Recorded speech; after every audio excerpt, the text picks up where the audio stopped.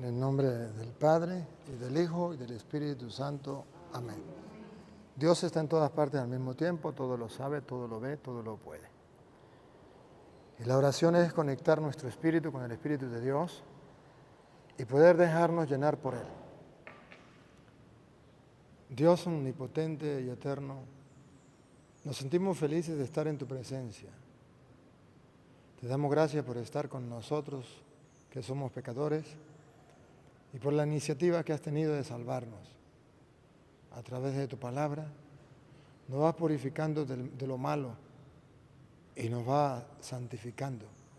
Gracias. Te pedimos que tu Santo Espíritu obre en nosotros, como solo Él sabe hacerlo para transformar nuestra vida. Divino Espíritu de Dios, te abrimos las puertas de nuestro corazón de par en par para que obres en nosotros. Digan conmigo, Santo y Divino Espíritu, destruye en mí toda pereza espiritual, toda indiferencia, toda duda, todo miedo. Lléname plenamente de tu luz, de tu sabiduría, de tu paz, de tu gozo, de tu amor, de tu alegría. A ti, Divino Espíritu, que eres Dios y siempre nos acompañas, a ti sea la gloria, el honor, el poder, la adoración por los siglos de los siglos. Amén. Comenzamos esta enseñanza en el nombre del Padre, y del Hijo, y del Espíritu Santo. Amén. Mire, estamos mirando qué es lo que ensucia el alma, lo que nos hace a nosotros estar sucios delante de Dios y que tenemos que arrepentirnos, convertirnos. Todos tenemos algo de qué arrepentirnos.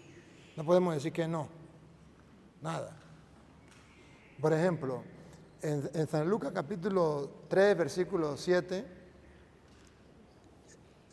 hay una muestra de que hay gente que quiere llegar a Dios, y ese es el peligro de ustedes y el peligro mío, sin arrepentirnos. Chapeando a Dios, chapeando. Es que yo soy religiosa, es que yo soy cura, no tengo para qué arrepentirme, no tengo nada que cambiar. Y hoy la palabra de Dios dice que todos tenemos de algo que arrepentirnos. Solamente tenemos que examinar qué cosas malas hay en nosotros. Oiga. Juan decía a la multitud que venía a hacerse bautizar por él. Juan decía a la multitud que venía a hacerse bautizar por él. Raza de víboras. A bárbaro. Escuchen estas palabras. Otra vez. Raza de víboras. ¿Quiénes son las razas de víboras? O sea, ¿quiénes son las culebras venenosas? ¿Cuáles son las monjas que son razas de víbora?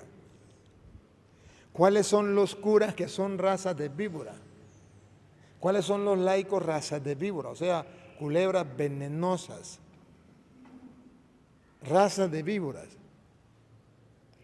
¿Quién les enseñó a escapar de la ira de Dios que se acerca? ¿Y por qué pensaban que, aquí le dice, por qué le está reclamando eso? Dice, yo por el hecho de ser monja, ya no tengo problema, ya Dios me lleva para el cielo directamente. Yo como soy cura, como soy obispo, con todo y zapatos para el cielo.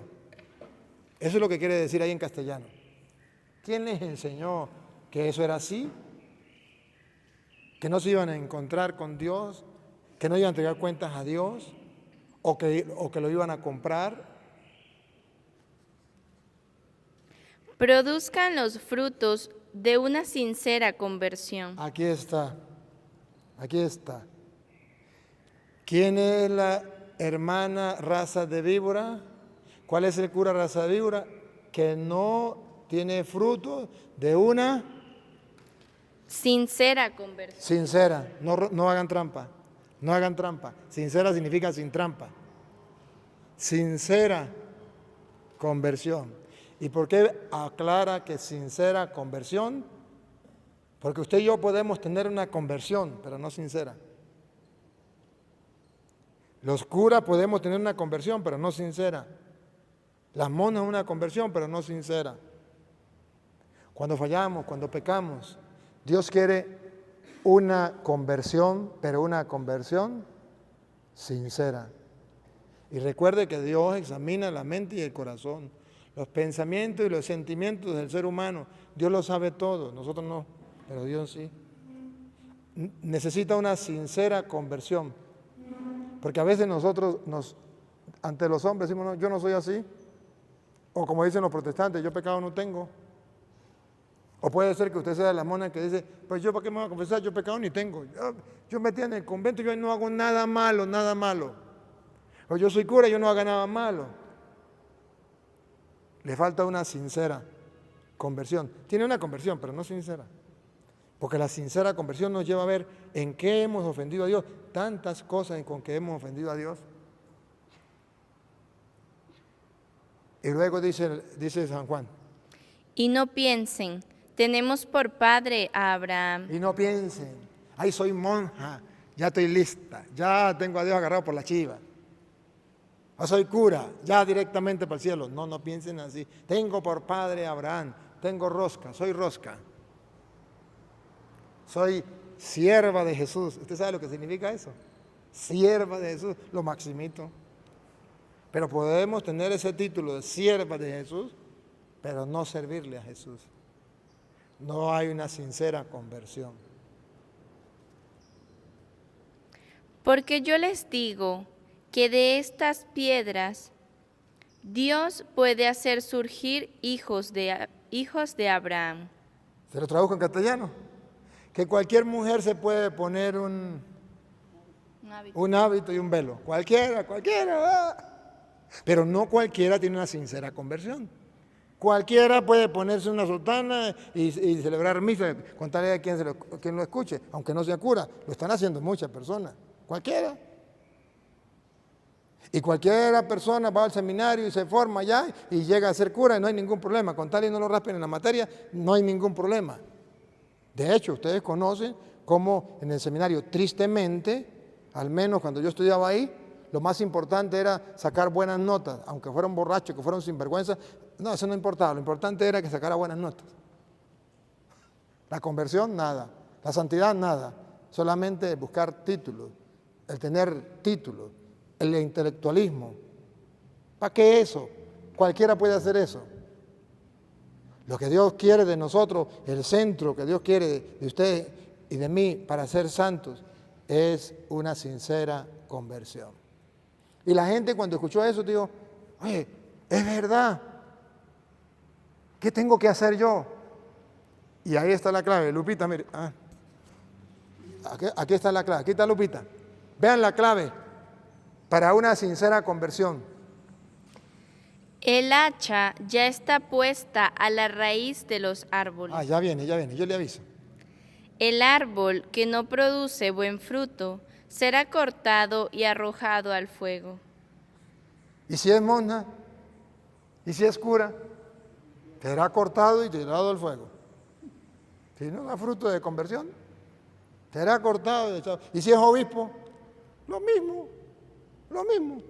Por ser obispo se va a salvar. No. Si no tiene fruto de conversión, muy obispo, y con tú y mitra, allá candela. Es lo que dice la Biblia en castellano. Sigue. La gente le preguntaba. Aquí está la clave de la sincera conversión, hermana. Aquí yo quiero llegar. Todo este retiro es centrado a llegar aquí. La gente comenzó a preguntar. ¿Qué debemos hacer entonces? Ahí es donde yo quiero que ustedes lleguen. Si este retiro no las conduce a ustedes a esta pregunta, ¿qué debemos hacer entonces? ¿Qué tengo que hacer y qué no tengo que hacer? ¿Qué cosas tengo que dejar? El hombre viejo. ¿Qué cosas tengo que dejar? Las cosas del mundo. ¿Qué cosas tengo que dejar para ganarme el tesoro escondido, la perla de mayor valor? Si yo no me hago esa pregunta con sincero corazón, ¿qué dice la Biblia que soy? Raza de víbora. Cualquier culebra en un convento. ¿Y sabe por qué le llama raza de víbora? No solamente porque tenga veneno, sino que fue lo que tentó a Eva, el diablo. ¿En forma de qué? De culebra. Entonces usted es un diablito dentro del seminario o dentro del convento. Una raza de víbora. Una monjita vestida de blanco, pero una culebrita. Pero la culebrita que tentó a Adán y a Eva. O sea, un diablito, una diablita. ¿Me captan la idea? Entonces, la pregunta es, ¿y qué tenemos que hacer? Les he dado capítulos y versículos para que ustedes miren qué tenemos que hacer. Y trataré de que todo el retiro sea con capítulos y versículos para que no le diga yo con palabras mías de yo qué es lo que ustedes tienen que hacer. Porque yo soy simple mortal igual que ustedes. Pero quien inspiró esto es Dios. Y que nos habla y nos dice qué tenemos que hacer. Y a cada uno le fue diciendo lo suyo. Ustedes ya verán que a uno le dice una cosa, a otro le dice otra, a otro le dice otra, y ahí, va. Pongan cuidado. Él les respondía: el que tenga 2 túnicas, que dé una al que no tiene. Y el que tenga que comer, haga otro tanto. Entonces ahí les va explicando a cada uno. A lo mejor ese no es su problema. Usted es generosa y usted colabora con los pobres. Bueno, no hay problema. Pero entonces viene la otra pregunta y viene otra pregunta. O sea, que si no fallamos en una cosa, fallamos en otra, y si no en otra, y si no en otra. Y el sincero corazón, o la conversión de sincero corazón, es mirar qué es lo que estoy haciendo mal, para corregirlo, para cambiar. Como San Pablo. San Pablo es consciente de su miseria. A mí me da risa con San Pablo. Me da mucha risa. Por ejemplo, en 1 de Timoteo, en el capítulo 1, versículo 15, San Pablo le dice a Timoteo que Dios vino por los pecadores. Trae la buena noticia. Dios vino por los pecadores. Y dice San Pablo, y el primer pecador es el vecino. No, el primer pecador es aquel que me mentó la madre. El primer pecador es aquel que me hizo la guerra. Vamos a ver qué dice San Pablo. 1 de Timoteo 1:15. Es doctrina cierta y digna de fe que Jesucristo vino al mundo para salvar a los pecadores. Jesucristo vino al mundo para una misión. ¿Cuál es? Salvar a los pecadores. Si usted no es pecadora, Jesucristo perdió el tiempo con usted. Jesucristo vino por nosotros los pecadores. Entonces Pablo está tan convencido que Jesucristo vino por los pecadores. Mire a quién pone en primer lugar. Con la lupita, mira, aquí está la lupita. ¿Quién pone en primer lugar? Y yo soy el peor de ellos. Yo soy el peor de ellos. A mí me gusta la traducción de los protestantes que dice, y yo soy el primero. Cristo vino por los pecadores y yo soy el primero de ellos. Aquí dice en esta traducción, que no me gusta mucho, pero me la tengo que calar porque la monjita tiene esa. Dice, y yo soy el peor de ellos. Cristo vino por los pecadores. Y yo soy el peor de ellos. Si hoy día estuviera Pablo y dijera eso, hasta le quitan la cabeza.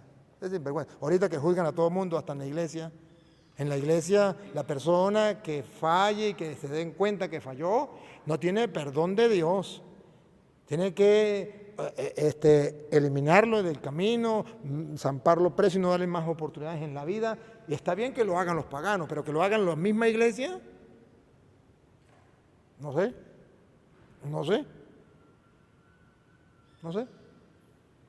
Porque en aquel tiempo Jesús dijo, el que no tenga pecado que lance la primera piedra. Y nadie le echó la piedra, pero hoy día sí le dan piedra. Hoy sí le tiran piedra. Yo pecado no tengo. Hasta dentro de la iglesia. En la iglesia se está señalando. La monja que falla, la rayan y la señalan para toda la vida. El cura que falle, lo rayan y lo señalan para toda la vida.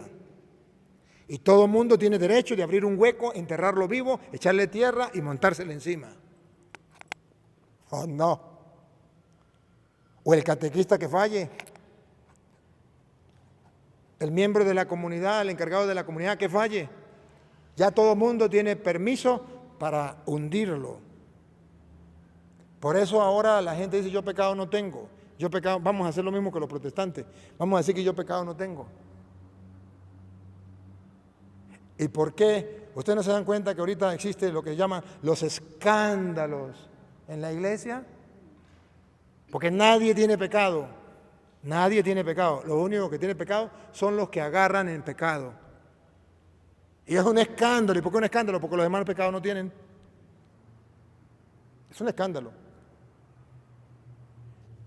Y eso está de moda. Pero en el cristianismo, dice la Biblia, Cristo vino por esos pecadores y yo soy el primero de ellos. Tenemos la tentación de olvidarnos de la misericordia y de juzgar y de condenar. Y Jesús dice, no juzguéis y no seréis juzgados, no condenéis y no seréis condenados. El que esté sin pecado que lance la primera piedra. Entonces, Pablo dice, yo soy el primero de ellos. Hermanos, ¿alguna vez se han preguntado por qué Pablo dice que él es el primero de ellos? En el versículo 13, en el 13, San Pablo lea aquí dice el 12, a ver qué dice el 12. Doy gracias a nuestro Señor Jesucristo porque me he fortalecido y Bueno, me ha considerado digno. Vamos a leerlo desde el 12. Okay. Vamos a leerlo desde el 12. Aunque está en el 13, pero el 12 pone como la base. Escuche. Doy gracias a nuestro Señor Jesucristo porque me ha fortalecido y me ha considerado digno de confianza, llamándome a su servicio. Dios me llamó, a ustedes, monjas, también la llamó, a mí también me llamó. Y Pablo dice, Dios, en su gran misericordia, por gracia, me llamó a su servicio, sierva de Jesús. A pesar de mis blasfemias. A pesar, ¿cuál era el pecado de Pablo? Blasfemia. La blasfemia. A pesar de mi blasfemia, Persecuciones persecuciones e insolencias anteriores. e insolencias. Hay un pecado que Pablo le remuerde. Él usó la blasfemia, persecuciones. ¿Contra quién blasfemó? ¿A quién persiguió? ¿Y con quién fue insolente? Porque eso es pecado. Por eso dice, yo soy el primer pecador o el más grande de los pecadores. A punto que en 1 Corintios capítulo 15, versículo 5, San Pablo viene a decir que él está totalmente arrepentido de ese pecado. Y él se considera sucio por ese pecado. Y él se considera lo peor. Y él se considera el último de todos. ¿Qué es lo que le remuerde? ¿Cuál es el pecado que le remuerde? Ese pecado que a veces usted y yo tenemos y que no nos damos cuenta.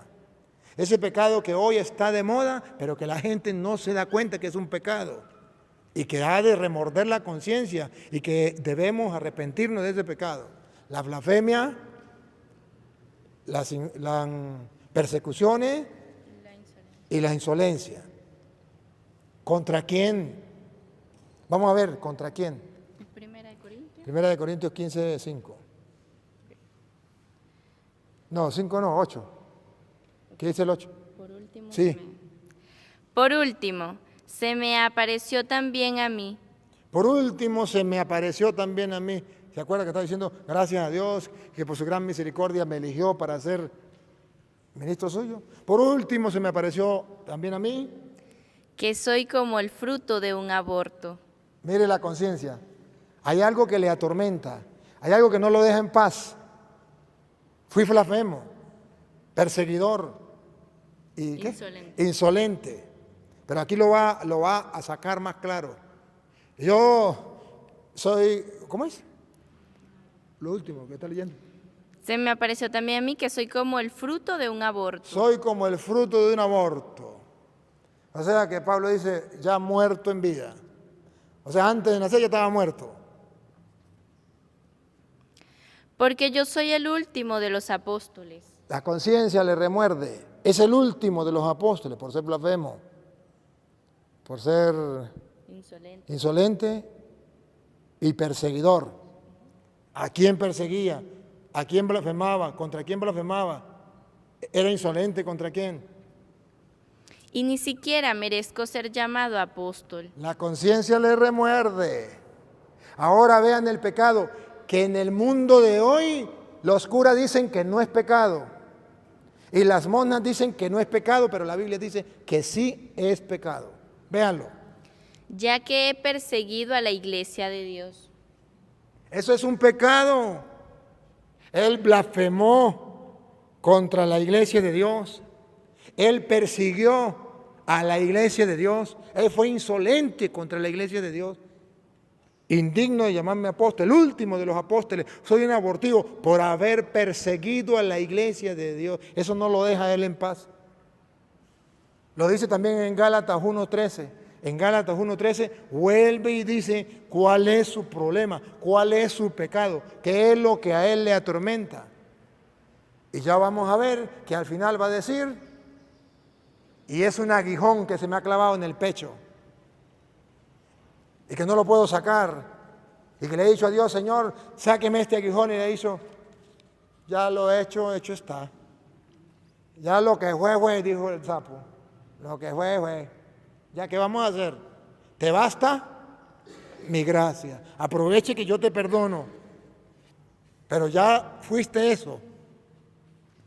A ver, Gálatas 1:13. Los demás judíos... 13, 1:13. Me fui para el 2, perdón.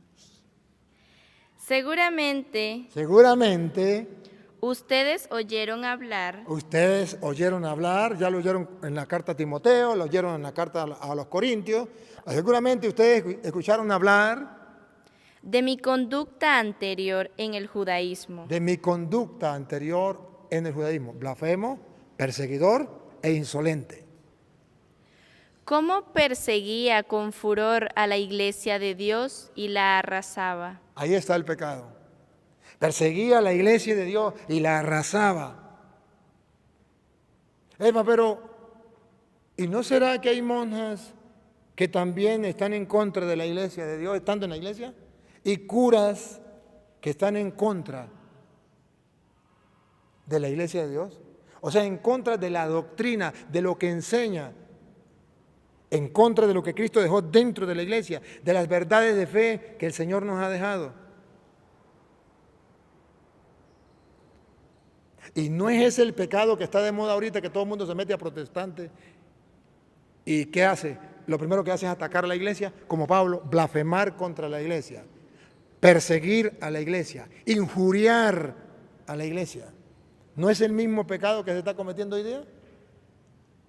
Y lo peor es que los curas dicen, eso es lo mismo ser católico que ser protestante. Eso no es pecado.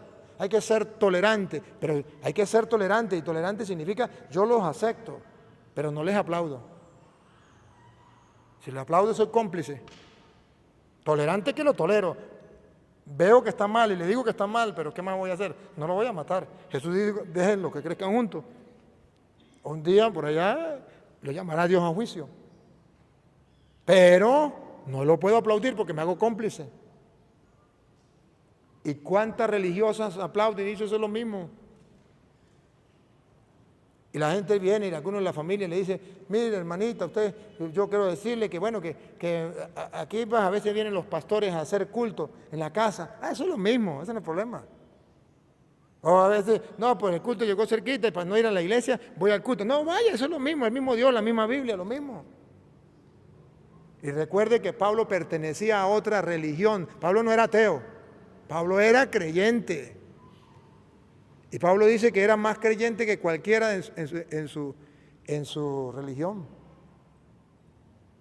Era creyente, pertenecía a otra religión. Pero Pablo no decía, puesto que yo estaba en otra religión, lo estaba haciendo bien. Creía en Dios, en el Dios de Abraham, de Isaac, de Jacob. Era fariseo, de los más creyentes. Guardaba los mandatos de Dios y conocía las Sagradas Escrituras hasta entonces. ¿Y cuál fue el pecado de Saulo? Cuando Jesús le dice, Saulo, Saulo, ¿por qué me persigue? Perseguidor, ¿de qué? De la iglesia. Y este pecado ya no es pecado hoy día. Ya los curas dicen que eso no es pecado. Las monas dicen que eso no es pecado. ¿Pero qué dice la Biblia? Que eso es un pecado. Y por eso hay monjas que se salen y meten a protestantes como si nada. Curas. Yo, por ejemplo, yo veo un padre que salía por televisión, uno de ojos verdes, muy simpático, guapo, así. Claro, no me llegaba a mí ni por los pies, ¿no? Pero yo soy más simpático que él. Un padre muy, muy agraciado, muy simpático, ¿verdad? Carlos, no sé qué. Carlos era, Putiera, algo así. Alberto, ajá. Y de repente se salió y se fue a una secta y comenzó a hablar veneno contra la iglesia. Hay otro padre que ahorita está pidiendo perdón que la iglesia y que quiere volver cota, no sé qué, uno blanquito. ¿Qué hizo? Se salió y comenzó a hablar blasfemias contra la iglesia. Dice Pablo, yo blasfemo, perseguidor e injurioso, injuriaba a la iglesia. Pero eso no se ve como pecado. Eso no se ve como pecado, que sí es un pecado. Y cuando usted y yo perdemos el amor hacia la iglesia, el cuerpo de Cristo, la esposa de Cristo, cuando perdemos el amor a la iglesia, el respeto hacia la iglesia. A ver. ¿Cómo se conecta eso con el ecumenismo? Muy bien.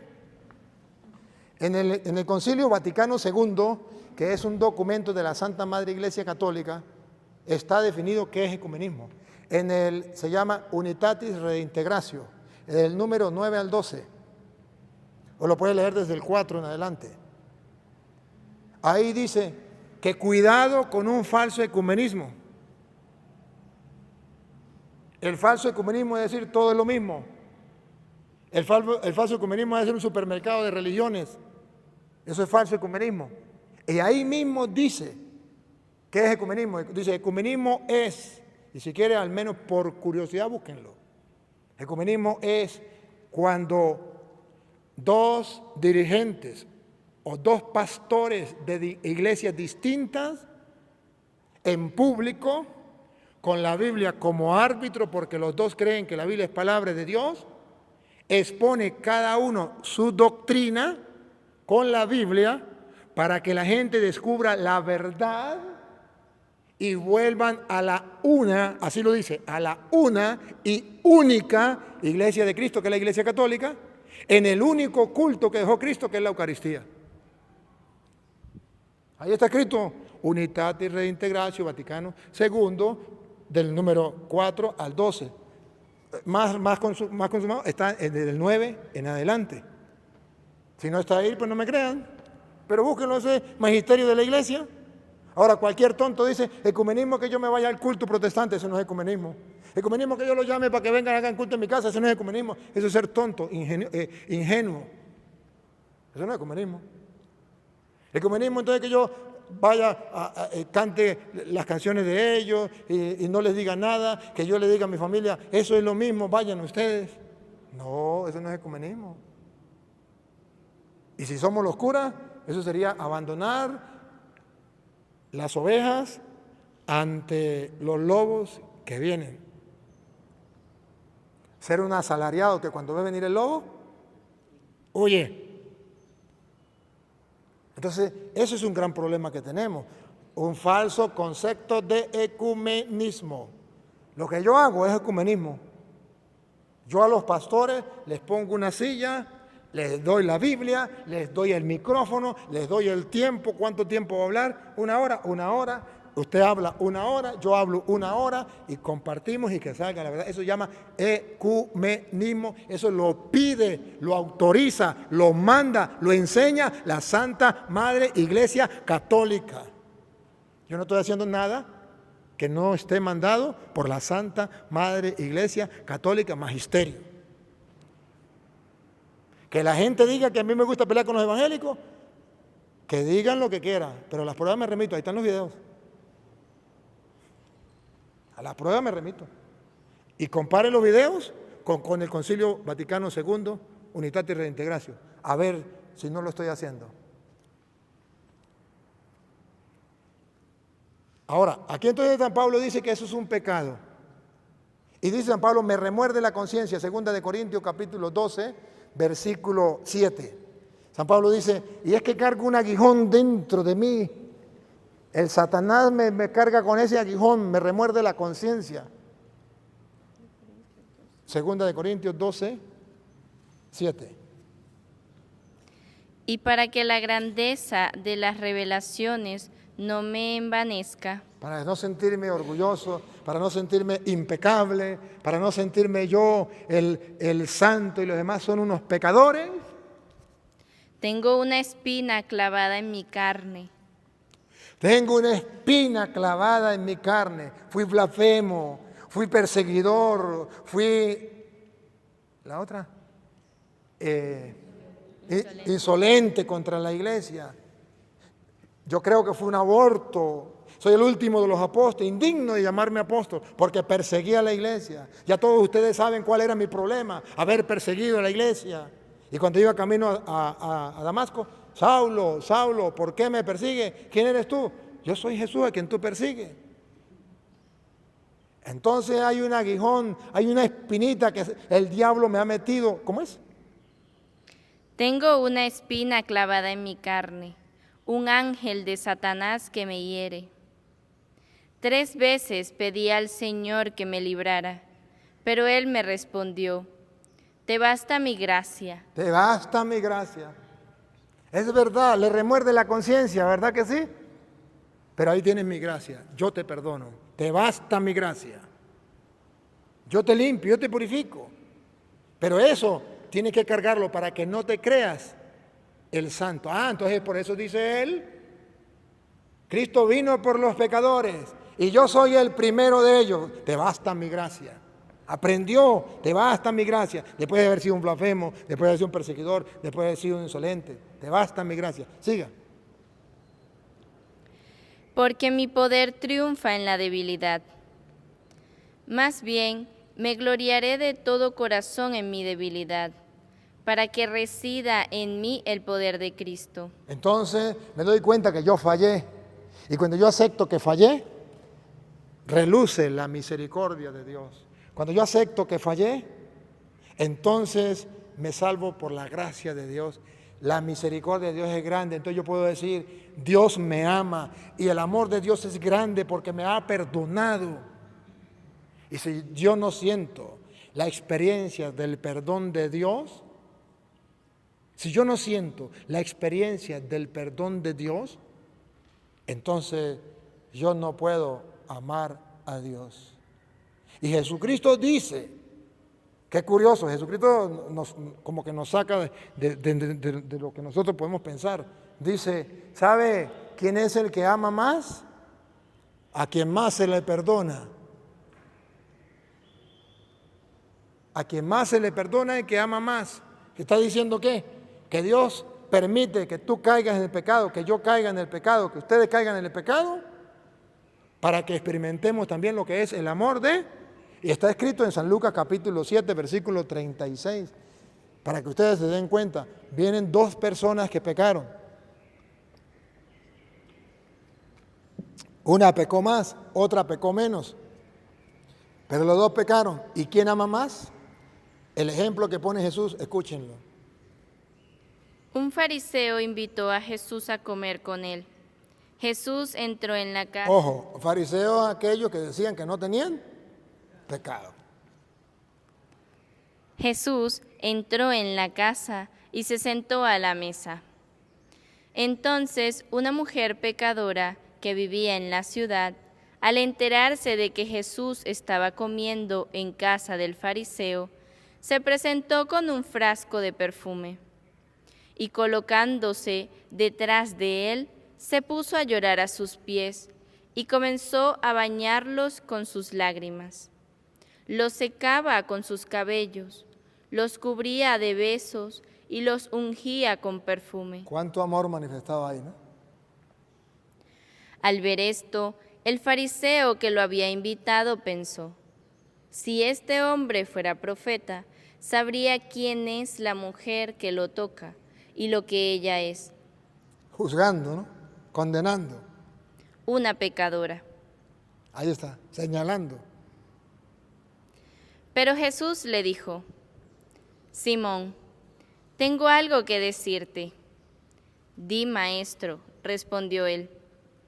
Un prestamista tenía 2 deudores. Uno le debía 500 denarios, el otro 50. 550. Como no tenían con qué pagar, perdonó a ambos la deuda. ¿Cuál de los 2 lo amará más? Lupita, ¿cuál de los 2 ama más a Jesús? ¿Cuál de los 2 ama más a Dios? Simón contestó, pienso que aquel a quien perdonó más. ¿Quién amará más? Pienso que aquel a quien perdonó más. ¿Quién amará más a Dios? Pienso que aquel a quien perdonó más. Por eso San Pablo no era caído de la mata y dijo, Cristo vino por los pecadores y el primero de los pecadores soy yo. ¿Sí? Y nosotros somos al revés. Yo no me confieso porque yo pecado no tengo. ¿Qué pecado voy a poder yo tener una pobre monja metida en un convento? Porque no nos damos cuenta que es pecado. No nos damos cuenta del mugre que nos cae. Sigue. Jesús le dijo, has juzgado bien. Has juzgado bien. Y volviéndose hacia la mujer, dijo a Simón, ¿ves a esta mujer? Entré en tu casa y tú no derramaste agua sobre mis pies. Indiferencia para con Jesús, falta de amor para con Jesús, estando en un convento. En cambio, ella los bañó con sus lágrimas y los secó con sus cabellos. Afuera, las mujeres de afuera tienen más amor hacia Jesús que las mujeres que están aquí adentro. Los laicos tienen más amor hacia Jesús que los mismos curas y los obispos. Tú no me besaste. Ella, en cambio, desde que entré, no cesó de besar mis pies. Los laicos de afuera besan a Jesús a cada rato en el pobre, en el miserable, en el hambriento, en el sediento. Y nosotros, curas y ustedes, monjas, con ese hábito blanco, ¿qué se le van a acercar a un pobre andrajoso y sucio? Me ensucia, guácala, me ensucia. Mientras más lejito mejor, para que no me ensucien el hábito, tengo que lavarlo. ¿O no? Y los curas, igualito, como andamos con vestido bien fino, o con clérima y bien paquetados, pues que no se me acerque porque me ensucia, de lejitos. Así, si fuera un rico bien vestido, sí, don Petronilo, ¡oh, qué alegría! Venga, un abrazo, don Petronilo. Qué tristeza, ¿no? Tú no ungiste mi cabeza. Ella derramó perfume sobre mis pies. Nos está reclamando la falta de amor. Esos somos nosotros, los siervos del Señor, faltos de amor a Jesús. Por eso te digo que sus pecados, sus numerosos pecados, le han sido perdonados. ¿Por qué? Porque ha demostrado mucho amor. Y entonces, siga. Pero aquel a quien se le perdona poco, demuestra poco amor. Al que más se le perdona, más ama. Y cuando usted y yo no nos reconocemos pecadores, vamos por mal camino. El amor disminuye hacia Dios. Pero cuando usted y yo reconocemos nuestros pecados, que somos pecadores, entonces brota el amor más, cada día va creciendo. Ayer amaba a Dios menos que hoy. Hoy lo amo menos que mañana. Mañana lo amaré más que hoy. Porque he experimentado que me perdona, dice el Papa Francisco. ¿Qué dice el Papa Francisco? Dios no se cansa de perdonar. Nosotros nos cansamos de pedirle perdón porque ya está de moda lo mundano. Ay, yo voy a confesarme otra vez de nuevo y si vuelvo a pecar, ¿para qué me confieso? Es que ya me he confesado varias veces y he vuelto a caer, entonces ¿para qué me confieso? Y no sabe, aquí está la Biblia, dice, ¿por qué Dios permite que caigamos en pecado? ¿Y por qué permite que nosotros reflexionemos sobre el pecado? Para que aprendamos a ver el amor de Dios. Donde abundó el pecado, sobreabundó la gracia. Y que Jesús vino, no por los justos, vino por los pecadores. Y que hay más alegría en el cielo por un pecador que se arrepiente que por 99 justos que no necesitan de arrepentirse. Entonces, hermanas, necesitamos urgente lo que decía San Juan, reconocer que necesitamos una conversión de sincero corazón y examinar en qué estamos fallando para no ser raza de víboras. Pero eso sí, capaces de juzgar, sí somos. De condenar, capaces de condenar, sí somos. ¿Y qué hacer entonces si somos pecadores? Pues bueno, ahí está mostrando la Biblia, si somos pecadores, te basta mi gracia, donde abundó el pecado, sobreabundó la gracia, a quien más se le perdona, más ama. Entonces no me voy a amargar como Judas, entonces no me voy a desilusionar como Judas y me voy a desesperar como Judas y me voy a quitar la vida como Judas. No, si existe el perdón, si existe la misericordia de Dios, yo la voy a aprovechar, yo la voy a disfrutar. Y cuando Pedro le dijo, Señor, ¿y cuántas veces tengo que perdonar? 7 veces. ¿Y qué le dijo Jesús? No te digo 7 veces, sino 70 veces 7. 70 veces 7.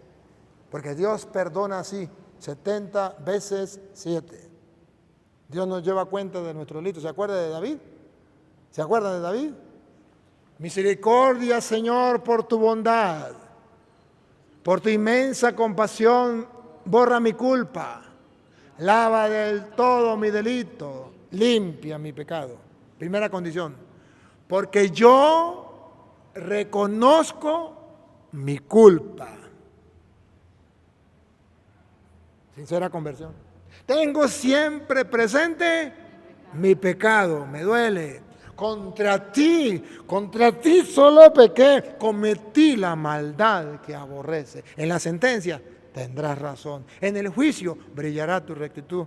Mira que en la culpa nací, pecador me concibió mi madre. ¿Te gusta un corazón sincero y en mi interior me inculca sabiduría? Rocíame con el hisopo y quedaré limpio, lávame, quedaré más blanco que la nieve. Hazme oír el gozo y la alegría, que se alegren los huesos quebrantados. Aparta de mi pecado tu vista, borra en mí toda culpa. ¡Oh Dios! Crea en mí un corazón puro. Crea en mí un corazón puro a través de la palabra. Crea en mí un corazón puro. Renuévame por dentro con espíritu firme.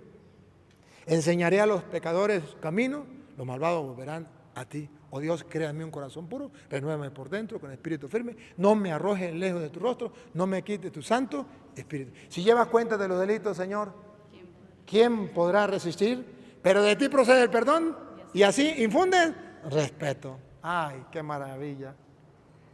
Somos pecadores, pero redimidos. Somos pecadores, pero perdonados. Somos pecadores, pero salvados. ¿Por qué no lo disfrutamos? No se trata de que usted y yo nos amarguemos la vida porque pecamos. Pablo decía, sí hay un aguijón, pero recuerdo lo que me dice el Señor, te basta mi gracia. Bueno, ya, listo, soy feliz, voy para adelante, sigo adelante. ¿Quién no ha pecado y ha cometido errores que después se lamenta? Pero vamos, sigamos adelante, aprovechemos esa misericordia de Dios. Hermanas, ustedes y yo que estamos sirviéndole al Señor, tratemos de hacer las cosas lo mejor que podamos, a conciencia, delante de Dios. ¿Que fallamos? Pablo lo dice bonito, a mí me encanta como dice Pablo. Lo dice en Romanos 5:6.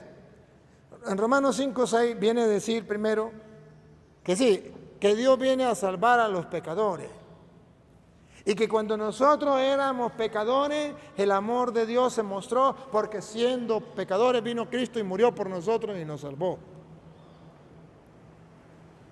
Sí, pero ahora dice que nosotros somos más dichosos que aquellos anteriores. Porque si ya Cristo derramó su sangre en la cruz por nosotros, ya tenemos más opción que ellos. Vamos a ver cómo lo dice la Biblia. Romanos 5 o 6. En efecto, cuando todavía éramos débiles, Cristo, en el tiempo señalado, murió por los pecadores. Cristo murió por los pecadores. ¿Captan la idea? Y usted y yo decimos que no tenemos pecado. Entonces no murió por nosotros. Perdió su sangre derramada en la cruz. Murió por los pecadores.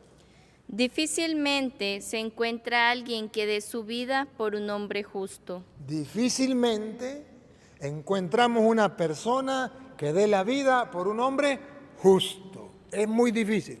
Puede ser que lo haya. Tal vez alguno sea capaz de morir por un bienhechor. Tal vez alguien pueda morir por un justo, por un bienhechor. Pero miren el amor de Dios, véanlo. Pero la prueba de que Dios nos ama. Otra vez. Pero la prueba de que Dios nos ama. Ya pasó la prueba, ha gustado esa prueba, la ha saboreado. Otra vez. Pero la prueba de que Dios nos ama. Pero la prueba de que Dios nos ama, ¿cuál es la prueba? Vean. Es que Cristo murió por nosotros cuando todavía éramos pecadores. Pero la prueba es que Cristo murió por nosotros cuando todavía éramos pecadores. Esa es la prueba del amor de Dios. De modo que el sacramento de la confesión, donde Dios nos perdona los pecados, es la prueba más grande del amor de Dios. Y es donde usted y yo podemos expresarle también a Dios nuestro amor. Me perdonó. A quien más se le perdona, más ama. ¿Por qué no aprovecharlo? ¿Por qué no disfrutarlo? Y ahora que estamos justificados. Y ahora que estamos justificados y ahora que Él ya derramó su sangre por nosotros. Justificados por su sangre, con mayor razón seremos librados por Él de la ira de Dios. Con mayor razón seremos librados de la ira de Dios. ¿Y ustedes saben cómo? A través del sacramento de la confesión, que ahorita se lo voy a mostrar. Para que ustedes descubran, hermana, el tesoro grande que tenemos a nuestro alcance. Tenemos la salvación en nuestras manos, la aprovechamos, la dejamos. Yo sé de religiosas que duran años sin confesarse. Ustedes no, las que están allá en el internet, en las redes. Yo sé de curas que duran años sin confesarse. ¿Sí? No lo entiendo. Me preguntan, yo no lo entiendo. Sumo, resto, multiplico y divido, no me da, no me cuadra. ¿Cómo se explica eso? Sí. Porque si siendo enemigos fuimos reconciliados con Dios por la muerte de su Hijo, mucho más ahora que estamos reconciliados, seremos salvados por su vida. Ahora que nos ha reconciliado, seremos salvados por su vida.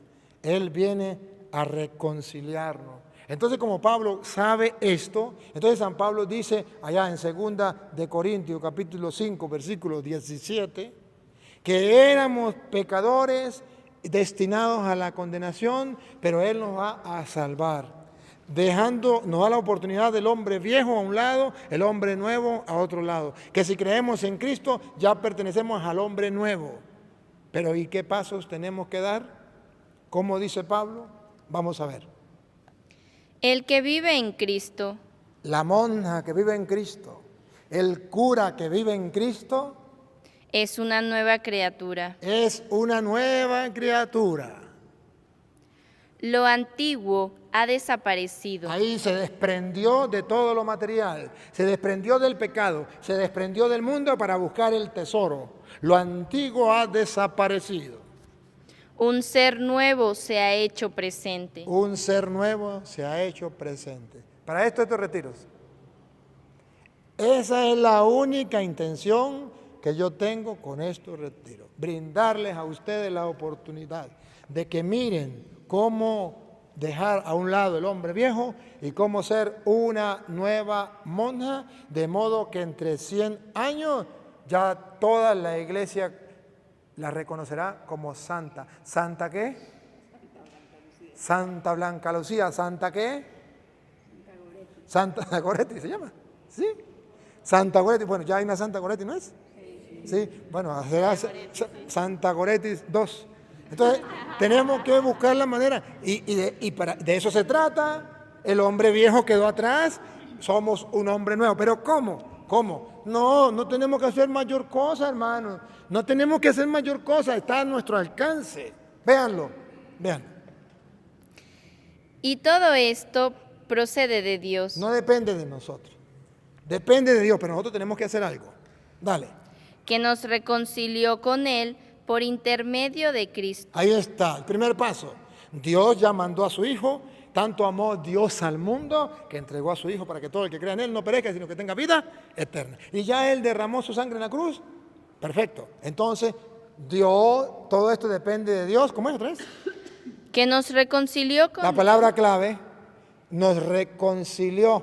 Estábamos peleados, ahora nos reconciliamos. Estábamos apartados, ahora nos reconciliamos. Estábamos enojados, ahora nos reconciliamos. Nos reconcilió con Él con Él por intermedio de Cristo. por intermedio de Cristo, cuando Cristo murió en la cruz. Pero bueno, eso fue hace 2000 años y yo no estaba. ¿Y cómo me va a alcanzar esa sangre a mí, esa redención a mí? Véanlo con la lupita. ¿Cómo me alcanza a mí esa reconciliación de Dios? Vean. Y nos confió Y nos confió, vean, cómo se prolonga esa salvación de Cristo en la cruz. ¿Cómo se prolonga? Nos confió, así se prolonga. ¿Qué nos confió? el ministerio de la reconciliación. ¿Cómo se prolonga la misericordia de Dios que nos limpia y nos purifica y nos hace hombres nuevos cuando nosotros queramos? A través del trabajo. El trabajo de la reconciliación que nos confió a los hombres, que hoy día llamamos sacerdotes. ¿Y por qué sacerdotes? Porque el único que, según la Biblia, Hebreos 5:1 en adelante, tiene la potestad de ofrecer dones y sacrificios para el perdón de los pecados, se llama el sacerdote, más nadie. Ustedes lo pueden leer en la casa, tarea para la casa, Hebreos 5:1 en adelante. Por eso nosotros llamamos al que ¿quién es el que puede administrar el ministerio de la reconciliación? El sacerdote. Pero es que eso está escrito. Solo el sacerdote puede hacer ese servicio para el perdón de los pecados, tanto del pueblo como los de él, porque él también se tiene que confesar. Entonces Dios nos dejó el ministerio de la reconciliación en manos de hombres. Así nos hace cada día que nos confesamos un hombre nuevo y hace que muramos al hombre viejo. Entonces, ¿por qué no lo aprovechamos, hermanas? Y cuando lo hacemos, ¿por qué lo hacemos por hacerlo? ¿Por qué no lo hacemos con convicción? ¿Por qué no lo hacemos con alegría? ¿Por qué no lo hacemos con gozo? ¿Por qué no nos deleitamos de sabernos perdonados por Dios? ¿Qué está pasando? Algo está pasando. La teología protestante está destruyendo la fe del católico. Porque estamos ingenuamente dejando meter las mentiras protestantes, incluso dentro de los conventos y dentro de los seminarios, con el mal llamado ecumenismo, de personas que escuchan cantar el gallo y no saben dónde. Y eso está destruyendo la iglesia. Me decía un sacerdote que en Europa la gente ya no se confiesa y los curas no se sientan a confesar. Ajá. Y ya les conté que yo fui a otro país, en otro planeta, donde hubo una pandemia y los curas no quisieron confesar a los moribundos, que murieran y que se condenaran. No quisieron darle el ministerio de la reconciliación, donde Dios estaba salvando. Sí, aquí está. ¿Qué significa el ministerio de la reconciliación? Véanlo. Ese ministerio que Dios nos confió, nos dejó para que se prolongue la misericordia de Dios a lo largo de toda la historia. ¿Qué hace un cura cuando se sienta a confesar? ¿Qué pasa en su vida cuando usted se confiesa? Véanlo, véanlo. Atención. Porque es Dios el que estaba en Cristo, reconciliando al mundo consigo, no teniendo en cuenta los pecados de los hombres. ¿Qué es la reconciliación? ¿Qué hacemos en el sacramento de la reconciliación? ¿Qué es lo que ganamos? Dios no lleva cuenta de los pecados de los hombres. Ya nos dejó el ministerio de la reconciliación. ¿Para qué? Para no llevar cuenta de los pecados de los hombres. En castellano, el día en que usted se muera, ¿qué pecados tendrá que pagar? Los que por pena, por miedo o por sinvergüenza no los confesó. Los que confesó, arrepentido y recibió la absolución, Dios no lleva cuenta de los delitos. A través de la reconciliación, Dios estaba, ¿qué? Por medio de Cristo, ¿cómo es ese? Porque es Dios el que estaba en Cristo, reconciliando al mundo consigo, no teniendo en cuenta los pecados de los hombres. Ya Dios no lleva en cuenta los pecados de los hombres. ¿Se acuerda? Yo no sé si ustedes conocieron el seminario cuando yo estudié y había las películas que pasaban en el seminario. Había una cosa de grandota así, que había una cinta, era de cinta. En el teatro ponían, ¿cómo le llamaba eso? Se llamaba, vamos a ver, cine, el cine, así, ¿no? Y lo proyectaban allá. Pero resulta que los curas, antes de poner la película, tenían que verlo ellos primero. Ahí no, ¿para qué? Y que para quitarle toda la pornografía que tuviese.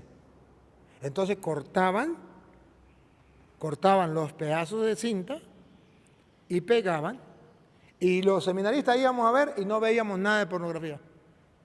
Porque ya los curas habían hecho un trabajo, habían quitado la pornografía, habían unido la cinta y allá se veía solo lo bueno y lo malo ya lo habían quitado. El día en que ustedes se mueran, el día que yo me muera, Dios no va a pasar la película de la vida. Pero toda la pornografía que hay en la vida de nosotros, todas las cosas malas, todo el pecado, se ha quitado en el sacramento de la reconciliación.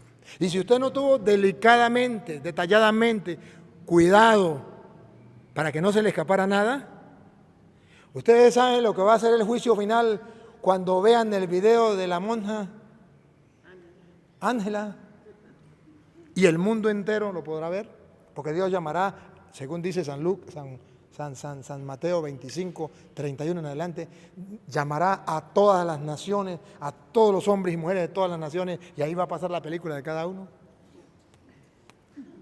Ahí es donde yo digo, valió la pena pasar la pena y decir mis pecados. Porque los que tenga reservados y no lo haya confesado porque me da pena con el cura, mañana le dará pena con el cura, con la mamá, con la tía, con el hermano, con el sobrino, con todos. Y eso sería lo más triste. Porque es ahí cuando la persona no puede decir, yo soy inocente. Ya todo el mundo se dio cuenta que es culpable y nadie puede decir Dios es malo. Ahí lo está viendo. Dios es justo. Por eso la Santa Madre Iglesia Católica nos enseña a nosotros a confesarnos, ojalá cada 15 días, cada mes, máximo cada 3 meses. Una monja que busque la santidad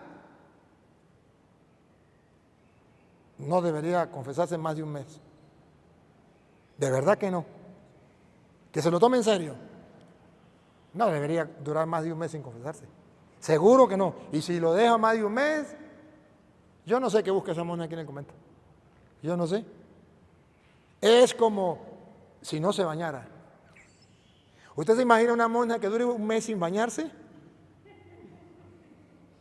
Ahora, ¿qué tal un año? Porque el cuerpo se lava con agua y jabón y el alma se lava con la confesión. Y ahí lo dice, ¿no? Dios no lleva cuenta de los delitos, no lleva cuenta de los pecados.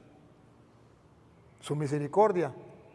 Pero eso lo confió, nos confió el ministerio de la reconciliación. Ese pedacito los protestantes no lo toman en cuenta. Ponen la lupa en lo demás, pero cuando llega el pedacito donde dice que Dios le dio ese ministerio de la reconciliación a los hombres, nos dejó el ministerio de la reconciliación, ese pedacito se lo saltan. Y dice, no, tiene que ser directamente con Dios o en la pata de un palo. Que no es así. Que la Biblia dice que es a través de un hombre que Dios nos va a perdonar, que Dios nos va a vestir de nuevo. ¿Recuerdan al hijo pródigo? San Lucas capítulo 15, versículo 20, póngale el 21 en adelante, o desde el 20. Desde el 20, el muchacho toma la decisión de ir a buscar a su padre. Pero ustedes verán cómo la Biblia va mostrando que Dios va a perdonar, que Dios le va a poner un vestido nuevo, un anillo nuevo, una sandalia nueva, pero no él personalmente. Para eso tiene a aquellos que Él le dio el ministerio de la reconciliación. Sus ministros, sus siervos. Pongan cuidado. Lucas 15, 20 en adelante. Entonces partió y volvió a la casa de su padre. ¿Se acuerda de dónde viene? De la cochinera. ¿Y cómo viene? ¡Guácala! Lleno de caca de cochino. Ah, no. Ahora vean el amor de Dios, pero también vean la misericordia a través de la reconciliación. Vean. Cuando todavía estaba lejos, su padre lo vio. ¿Se da cuenta que Dios espera todos los días que las monjas se conviertan? Que los curas nos convirtamos. Todos los días. Y se conmovió profundamente. Y cuando ve que la persona quiere cambiar, Dios se conmueve y dice que esto es lo que yo quiero, que sea santo. Eso es lo que yo quiero, salvarlo. Por eso Jesús se llama Jesús, Salvador del mundo, porque salvará al mundo de sus pecados, según dice Mateo 1:21. Él se le llama Jesús porque es el que va a salvar al mundo de sus pecados. Vean. Corrió a su encuentro. El Padre Dios corrió a su encuentro. Lo abrazó. Uy, guácala, estaba lleno de caca. A Dios no le importa eso. Dios sabe que estaba trabajando con caca. Dios lo sabe. Y Dios dice, yo lo amo. Pero llama misericordia. A ver, ¿qué significa misericordia? Dos palabras compuestas. Mise de miseria y cordia de corazón. Un corazón que ama al miserable. Así como es, lleno de caca. Brincó y lo abrazó. Y lo besó. Y lo besó, guácala. Pero vean que le va a poner un vestido nuevo, no él. Para eso tiene los ministros de la reconciliación. Vean. El joven le dijo, Padre, pequé contra el cielo y contra ti. No merezco ser llamado hijo tuyo. El arrepentimiento que habla Juan. Arrepiéntase, raza de víboras. Pero el padre dijo a sus servidores. Ahí está, vean los curas, juegan en la acción, los curas. No, mejor le tomo una foto. Aquí, para tomar la foto con la derecha. Vean. Traigan. No, niña, no, pero el padre. Ay, perdón. ¿Va a tomarle la foto a los curas? Ah, no, quiere que le tome la foto a los curas. A ver. Pero el padre dijo a sus servidores. Pácata, ahí están los curas. Ahí están los ministros de la reconciliación. Véanlo otra vez, otra foto. Pero el padre dijo a sus servidores. Pácata, hay servidores, Dios tiene servidores de la misericordia, con razón dice Pablo. Pasamos del hombre viejo al hombre nuevo, gracias a que Jesucristo murió en la cruz, pero también gracias a que Dios nos confió el ministerio de la reconciliación, a través del cual Dios estaba perdonando y no llevaba cuentas de los delitos. Aquí está. El Padre dijo, ahora sí con la lupa, otra vez. Pero el Padre dijo a sus servidores. Ahí están los curas, otra vez. Pero el Padre dijo a sus ¿Les servidores. presto la lupa? Para que vean los curas ahí. Otra vez. Pero el Padre dijo a sus servidores. ¿Qué dijo a los servidores? Traigan enseguida la mejor ropa. Eso se llama limpiarlo. Quítenle la caca. Eso lo hace un cura. Quitarle la caca. Por eso el confesionario, el diablo no quiere el confesionario, no quiere que los curas confiesen y no quieren que ustedes se confiesen. Porque ahí es donde dejamos el vestido viejo, el hombre viejo. Traigan vestido. Y vístanlo. Vístanlo, quítenle el mugre que tiene. Pónganle un anillo en el dedo Recupera la dignidad. y sandalia en los pies. ¿Captan? ¿Captan? Entonces, que ustedes y yo no aprovechemos eso, sería una gran pérdida. Con razón, entonces volvemos otra vez a 2 de Corintios, capítulo 5. Entonces ya vamos en el 18, lo volvemos a repetir el 18. Y seguimos el 19 y el 20. O si quiere lea el 20, porque ya leímos el 18. Pero, y el 19. Ahora mira el 20. Vean el 20. Dios nos dejó el ministerio de la reconciliación. Estamos en 2 de Corintios 5:20. Nos dejó el ministerio de la reconciliación. Ahora vean esto lindo. Vean. Nosotros somos, entonces, embajadores de Cristo.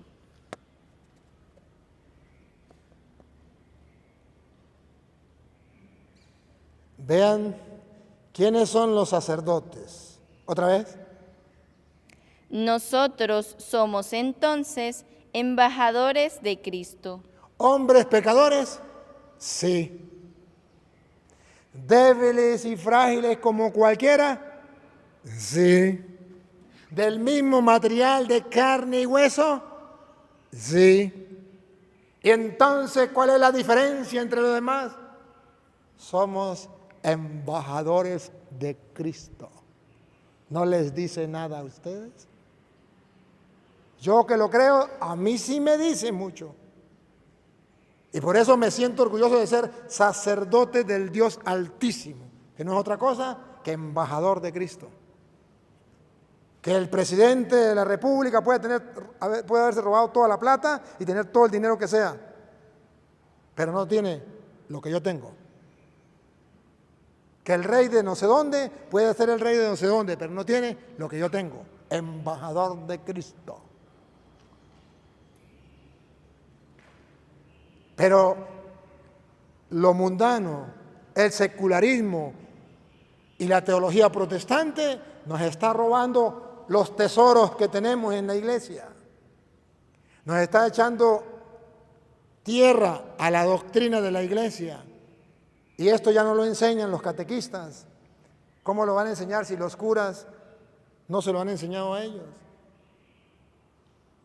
¿Y cómo lo van a enseñar los curas si en los seminarios tampoco se lo han enseñado a ellos? ¿Y cómo lo van a enseñar los profesores del seminario si en la casa tampoco se lo enseñaron a ellos? ¿Y cómo se lo van a enseñar a ellos si los padres de familia nadie se lo enseñó? Y vamos, el círculo. Pero está en la Biblia. Entonces, ¿qué tenemos que hacer? Agarremos la Biblia, desempolvemos la Biblia, saquémosla, vamos a leerla, vamos a disfrutarla, vamos a gustarla y vamos a reconocer que toda la doctrina de la Santa Madre Iglesia está sustentada ricamente en la Biblia. Para que creamos a ciegas y lo disfrutemos. Dicen los protestantes que Dios no tiene embajadores en la tierra, tiene que hacer todo directamente con Dios. No, mentira. Dios tiene embajadores en la tierra. No es directamente con Él. Tenemos embajadores en la tierra. Para el ministerio de la reconciliación tenemos embajadores de la tierra. Claro que sí. Que ellos no lo quieran creer, ese es el problema de ellos. Pero en la Biblia está. Si ustedes miran, por ejemplo, San Lucas capítulo 17, versículo 11, hay un ejemplo de ese embajador en la tierra. Hay hombres, ministros de Cristo en la tierra. Y aquí Jesús le echa la doctrina protestante para el suelo. Las mentiras de los protestantes para el suelo. ¿Qué dice? ¿Para qué los sacerdotes? Los sacerdotes no sirven para nada. Yo mejor me voy directamente con Cristo. ¿Para qué? Estando Cristo, ¿para qué voy yo a un cura? Lucas 7. Lucas 17:11. Entonces, aquí vemos cómo el mismo Jesucristo dice, yo quiero hacer algo por ti, pero vaya y preséntese a los sacerdotes. Escuchemos. Mientras se dirigía a Jerusalén, Jesús pasaba a través de Samaria y Galilea. Al entrar en un poblado, le salieron al encuentro 10 leprosos, Lepra representa el pecado. que se detuvieron a distancia y empezaron a gritarle: Jesús, Maestro, ten compasión de nosotros. Observan que van directamente a Jesús sin los sacerdotes. ¿Qué es lo que enseñan los protestantes? Van, claro está el maestro ahí. ¿Qué van a hacer al sacerdote? Vamos directamente con Jesús, la teología protestante. Al verlos, Jesús les dijo: vayan a presentarse a los sacerdotes. ¿Cómo así? ¿Qué le pasó a Jesús? ¿Por qué Jesús le dijo, por qué no le dijo, vengan, yo los voy a sanar, sara mamá y quedan sanos? ¿Por qué Jesús no lo hizo? ¿No tenía poder? ¿Por qué Jesús lo manda a los sacerdotes? Esto lo pusieron ahí de lujo. Esto lo pusieron ahí porque no tenían más nada que decir. Esto lo pusieron ahí porque no sé qué estarían pensando los apóstoles en ese momento, lo pusieron ahí. Eso es un agregado ahí que no sabemos por qué, quién lo metería ahí. No, eso es palabra de Dios para decir que la teología protestante no es bíblica. Y ningún protestante, nadie en el mundo, y reto cualquiera donde sea, me puede decir a mí que la Biblia diga que no puedo ir a un sacerdote y que está prohibido confesarme con un sacerdote, que tiene que ser directamente con Dios con la pata de un palo. No, aquí muestra que ellos fueron directamente a Jesús y le dijeron, Señor, ten misericordia de nosotros. ¿Y Jesús tuvo misericordia? Sí tuvo misericordia. ¿Cómo? Vaya, preséntese a los sacerdotes. ¿Y qué pasó cuando fue a presentarse a los sacerdotes?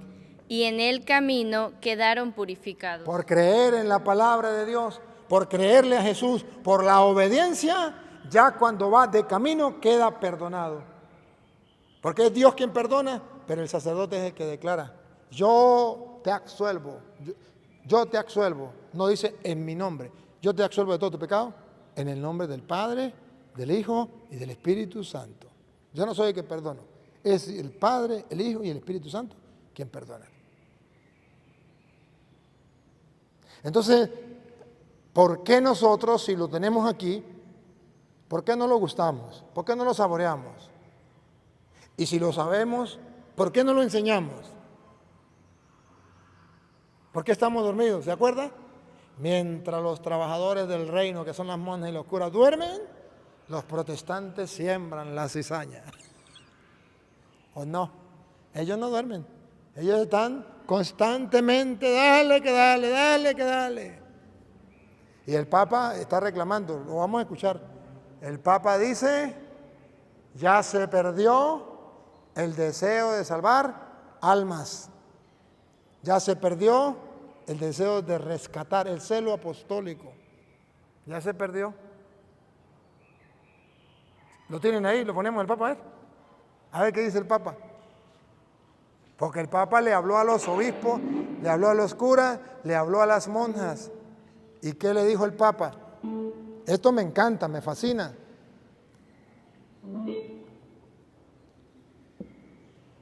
Queridos hermanos obispos, queridos hermanos obispos, queridos sacerdotes, diáconos, consagradas, consagrados, seminaristas, queridos agentes pastorales, hermanos, buenas tardes. Me siento feliz de estar entre ustedes, pero también para compartir vuestro camino eclesial, vuestros cansancios y esperanzas. El Señor nos ha salvado, nos ha llamado no por nuestras obras, sino por su gracia. Esto sucedió en la vida de los primeros discípulos, cuando Jesús pasando vio 2 barcas junto a la orilla del lago. Los pescadores habían bajado y estaban lavando las redes. Entonces Jesús subió a la barca de Simón y después de haber hablado a la multitud, cambió la vida de aquellos pescadores, invitándolos a remar mar adentro y a echar las redes. Vemos inmediatamente un contraste. Por una parte, los pescadores bajan de la barca para lavar las redes, es decir, para limpiarlas, conservarlas bien y volver a casa. Y por otra parte, Jesús sube a la barca e invita a echar de nuevo las redes para la pesca. Resaltan las diferencias. Los discípulos bajan, Jesús sube. Ellos quieren guardar las redes, Él quiere que se echen nuevamente al mar para la pesca. En primer lugar, están los pescadores que bajan de la barca para lavar las redes. Esta es la escena que se presenta ante los ojos de Jesús. Él se detiene precisamente allí. Hacía poco que había comenzado su predicación en la sinagoga de Nazaret, pero sus compatriotas lo habían empujado fuera de la ciudad, incluso habían intentado matarlo. Entonces él salió del lugar sagrado y comenzó a predicar la palabra entre la gente, en las calles, donde las mujeres y los hombres de su tiempo se afanaban cada día. A Cristo lo que le interesa es llevar la cercanía de Dios,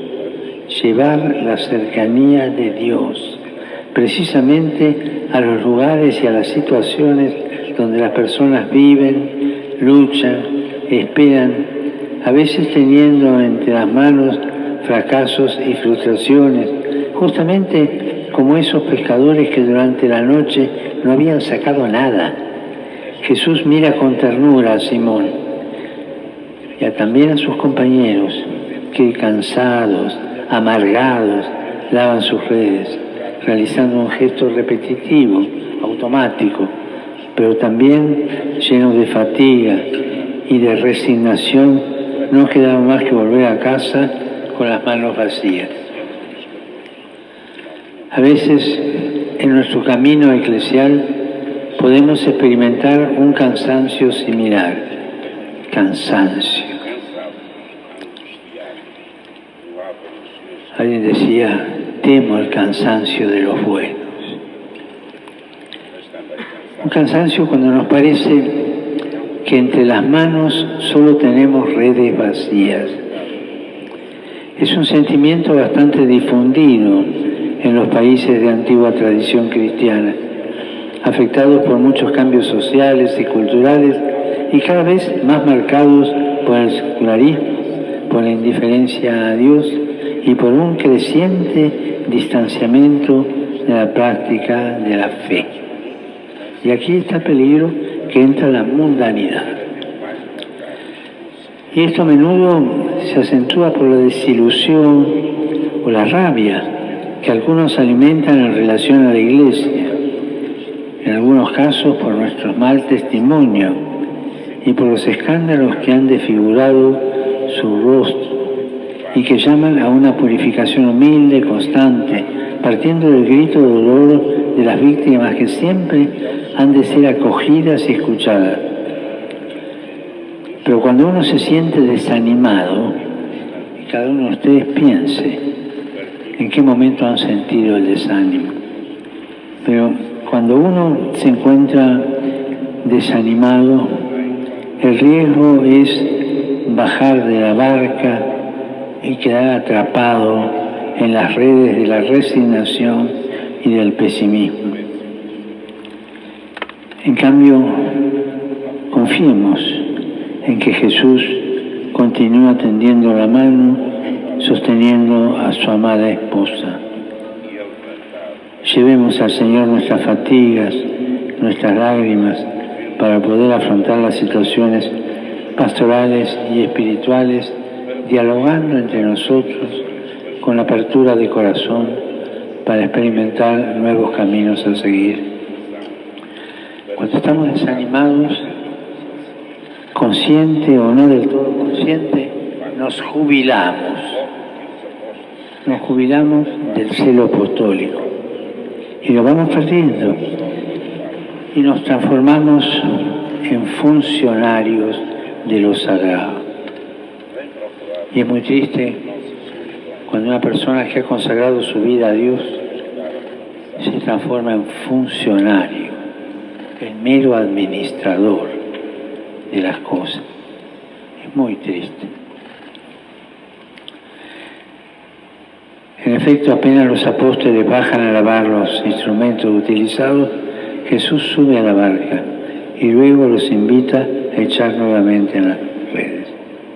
El momento del desánimo, el momento de la jubilación, dejemos que Jesús suba a la barca de nuevo, con la ilusión del primer tiempo, esa ilusión que debe ser revivida, reconquistada, reeditada.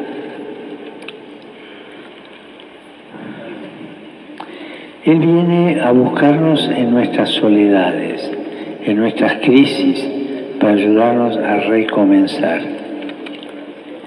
La espiritualidad del recomienzo, no le tengan miedo. Así es la vida. Caer y recomenzar, aburrirse y recibir de nuevo la alegría. Recibir esa mano de Jesús.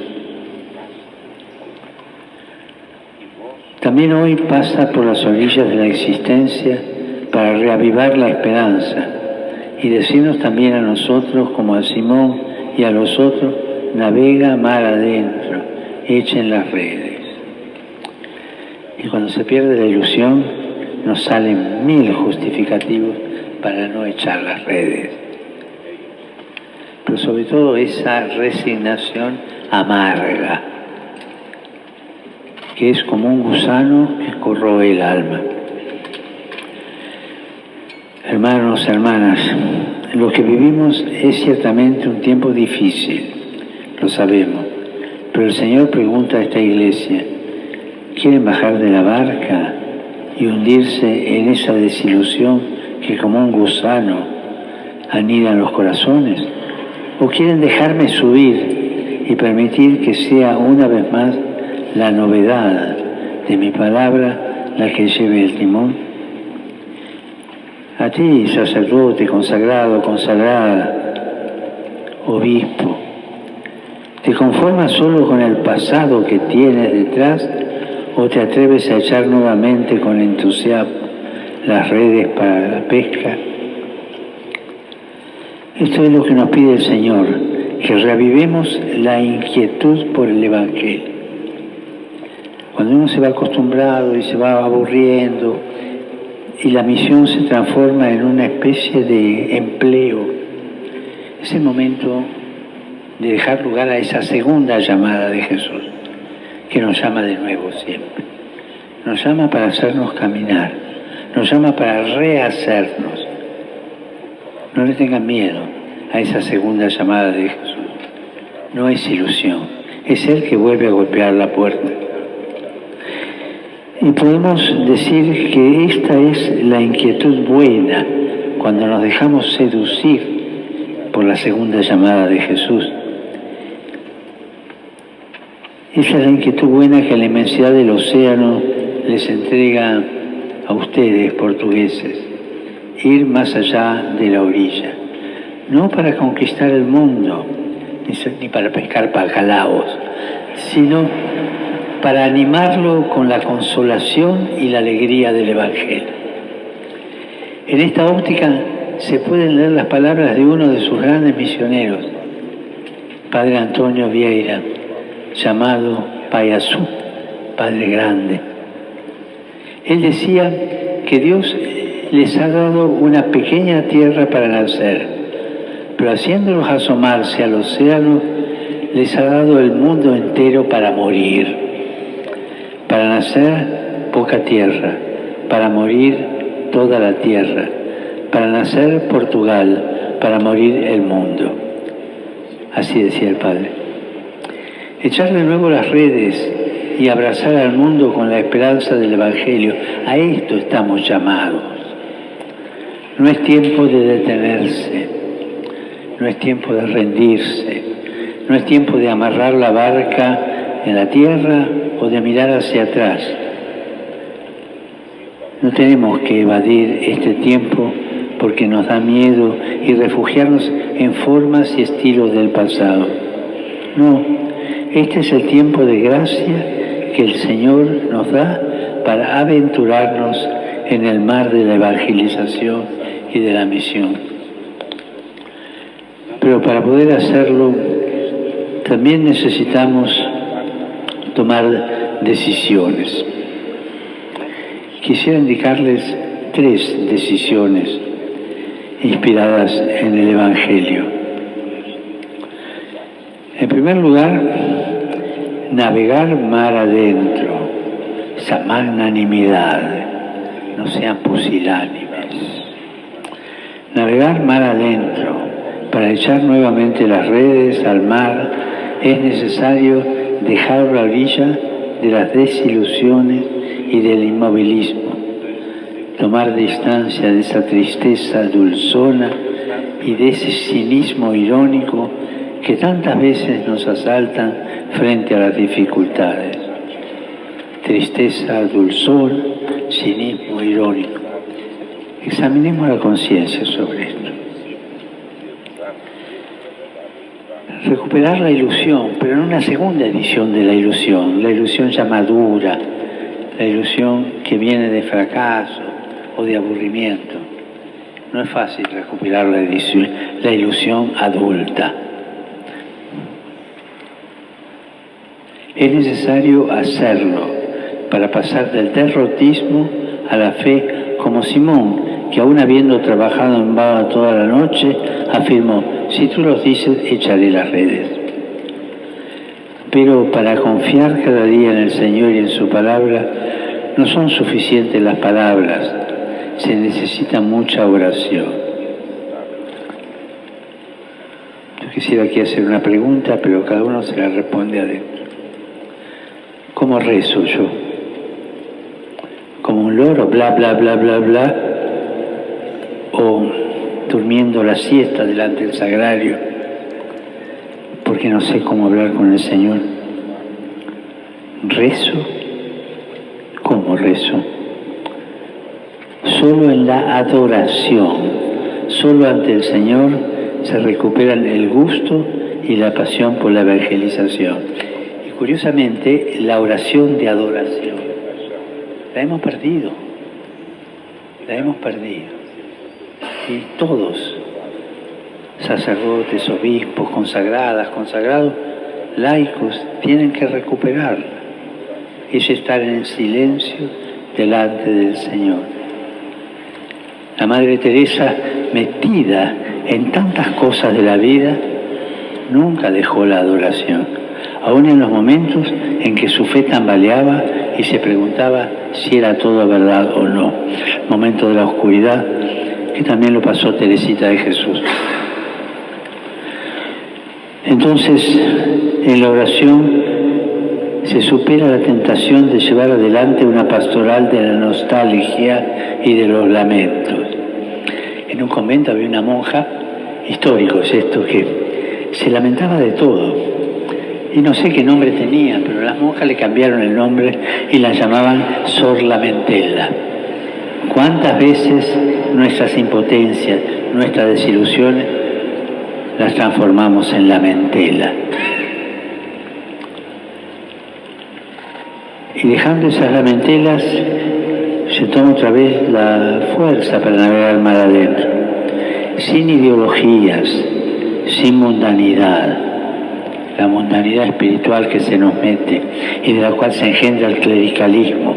Clericalismo no solo de los curas, los laicos clericalizados son peor que los curas. Ese clericalismo que nos arruina y que, como decía un gran maestro espiritual, esa mundanidad espiritual que provoca el clericalismo es uno de los males más graves que puede suceder a la Iglesia. Superar esas dificultades sin ideologías, sin mundanidad, animados por un único deseo, que el Evangelio llegue a todos. Ustedes tienen muchos ejemplos en este camino y visto que estamos rodeados de jóvenes, quisiera recordar a un joven de Lisboa, San Juan de Brito, era un muchacho de aquí, que hace siglos, en medio de muchas dificultades, se fue para la India y empezó a hablar y a vestirse del mismo modo de los que encontraba para anunciar a Jesús. También nosotros estamos llamados a sumergir nuestras redes en el tiempo en que vivimos, a dialogar con todos, a hacer comprensible el Evangelio, aun cuando para hacerlo podamos correr el riesgo de alguna tormenta. Como los jóvenes que ven aquí de todo el mundo para desafiar las olas gigantes,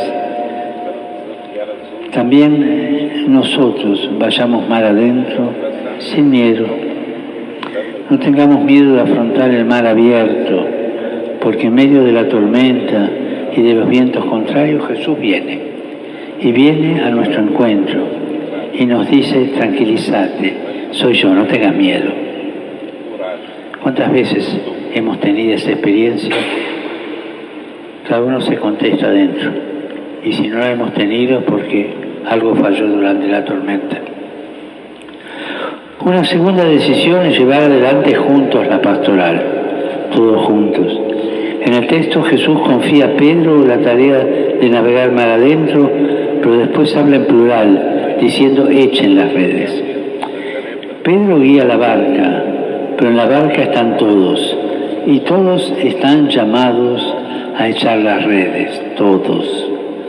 Y cuando recogen una gran cantidad de peces, no creen que pudieran hacerlo solos, no administran el don como posesión y propiedad privada, sino que, dice el Evangelio, hicieron señas a los compañeros de la otra barca para que fueran a ayudarlos. Y así llenaron 2 barcas de peces. Uno significa soledad, cerrazón, pretensión de autosuficiencia. 2 significa relación. La Iglesia es sinodal, es comunión, es ayuda recíproca, es camino común. A esto tiende el sínodo en curso, que tendrá su primer momento asambleario en el próximo mes de octubre. En la barca de la Iglesia tiene que haber lugar para todos. Todos los bautizados están llamados a subir en ella y a echar las redes, comprometiéndose personalmente en el anuncio del Evangelio. Y no olviden esta palabra, todos, todos, todos. A mí me toca mucho el corazón cuando tengo que decir, abrir perspectivas apostólicas, aquel paso del Evangelio en que no van a la fiesta de bodas del Hijo y está todo preparado. ¿Y qué dice el Señor de la fiesta? Que dice, vayan a los confines y traigan a todos, todos, todos, sanos, enfermos, chicos y grandes, buenos y pecadores, todos. Que la Iglesia no sea una aduana para seleccionar quienes entran, no, todos. Cada uno con su vida a cuesta, con sus pecados, pero como está delante de Dios, como está delante de la vida, todos, todos. No pongamos aduanas a la Iglesia, todos. Y es un gran desafío, especialmente en los contextos en que los sacerdotes y los consagrados están cansados porque mientras las exigencias pastorales aumentan, ellos son cada vez menos. Sin embargo, en esta situación podemos ver una ocasión para involucrar con impulso fraterno y sana creatividad pastoral a los laicos. Las redes de los primeros discípulos entonces se convierten en una imagen de la Iglesia que es una red de relaciones humanas, espirituales, pastorales. Si no hay diálogo, si no hay corresponsabilidad, si no hay participación, la Iglesia envejece. Entonces tenemos esos agentes de pastoral que parecen más bien patrones de estancia y no coordinadores de grupos de iglesia. Y la iglesia envejece. Quisiera decirlo así, jamás un obispo sin su presbiterio y el pueblo de Dios, jamás un sacerdote sin sus compañeros, y todos unidos como iglesia, sacerdotes, religiosas, religiosos y fieles laicos. Nunca sin los otros, nunca sin el mundo. Sin mundanidad, eso sí, pero no sin el mundo. Sin el espíritu del mundo, pero no sin el mundo. En la iglesia nos ayudamos, nos sostenemos mutuamente y estamos llamados a difundir también fuera un clima constructivo de fraternidad. Por otra parte, San Pedro escribe que somos las piedras vivas empleadas para la construcción del edificio espiritual. Quisiera agregar, ustedes, fieles portugueses, son también una calzada. Son las piedras valiosas de ese suelo acogedor y resplandeciente sobre el cual el Evangelio necesita caminar. Ni una piedra puede faltar, de lo contrario se nota inmediatamente. Y esta es la iglesia. Esta es la iglesia que con la ayuda de Dios estamos llamados a construir. Y por último,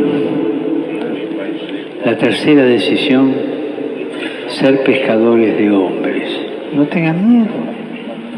Eso no es hacer proselitismo, es anunciar el Evangelio que provoca.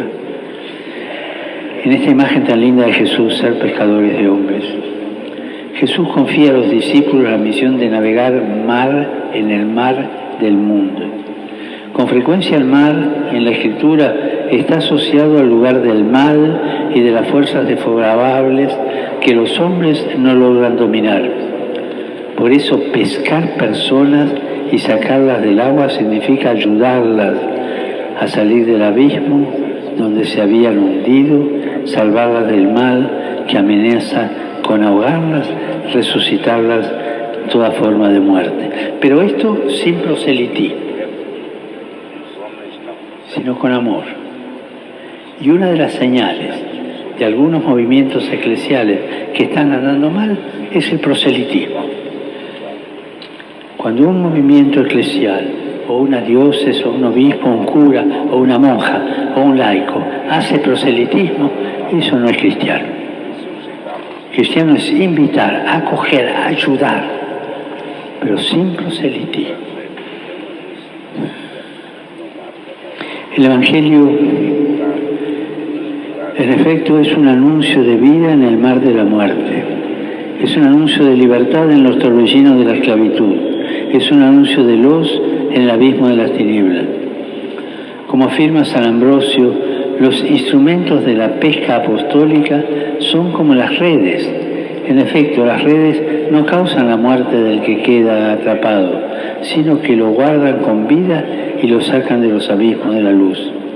Hay muchos abismos en la sociedad hoy, y también aquí en Portugal, en todas partes.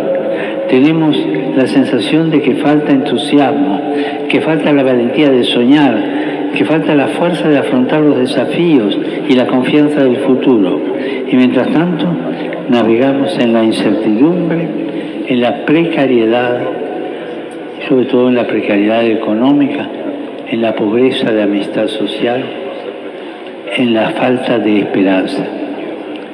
A nosotros, como Iglesia, se nos ha confiado la tarea de sumergirnos en las aguas de este mar, echando la red del Evangelio, sin señalar con el dedo, sin acusar, sino llevando a las personas de nuestro tiempo una propuesta de vida, la de Jesús, llevar la acogida al Evangelio, invitarlos a la fiesta, a una sociedad multicultural, llevar la cercanía del Padre a las situaciones de precariedad, de pobreza que aumentan sobre todo en los jóvenes, llevar el amor de Cristo allí donde la familia es frágil y las relaciones están heridas, transmitir la alegría del Espíritu allí donde reinan la desmoralización y el fatalismo.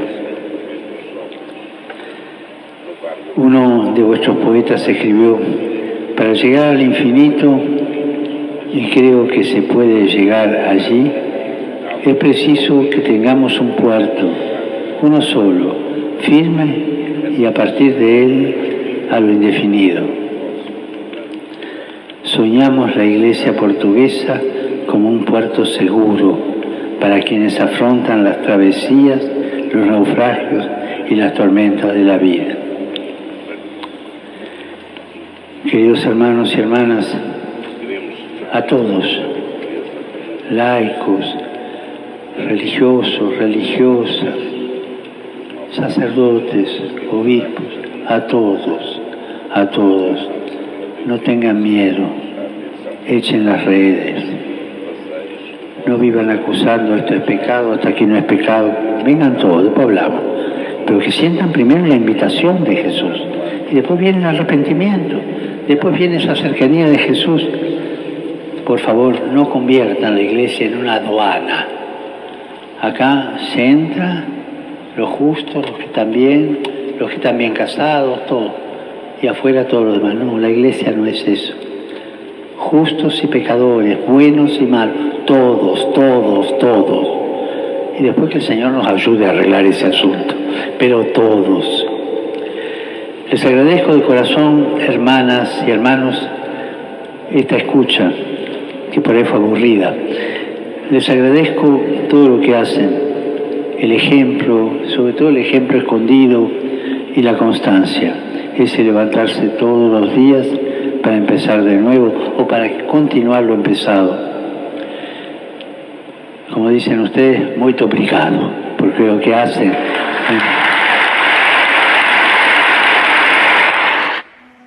Si lo tuviera aquí, le daría un abrazo, un beso y un mordisco en el pescuezo. Qué fantástico, qué maravilloso.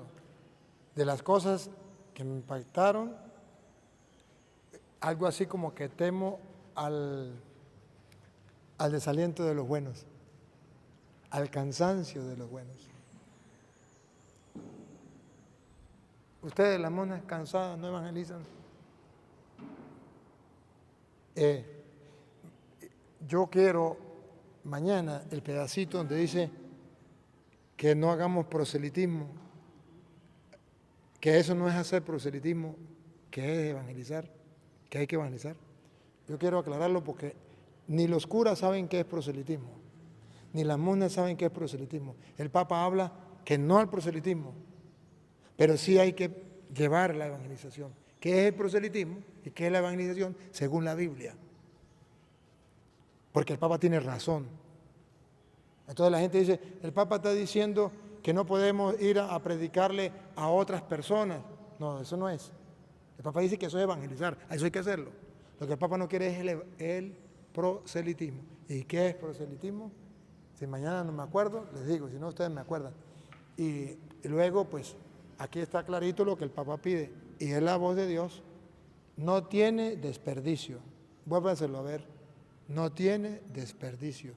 Y es especial para nosotros. Gracias, Papá Dios, porque a través del Papa, tu representante aquí en la tierra para nosotros, los cristianos, nos has hablado de manera tan linda, tan hermosa. Ayúdanos a no ser sordos a tu voz, a escucharte de mil maneras, porque nos has hablado de muchas maneras. A ti, Dios, que quiere que todos los hombres se salven y lleguen al conocimiento de la verdad, a ti sea la gloria, el honor, el poder, la adoración por los siglos de los siglos.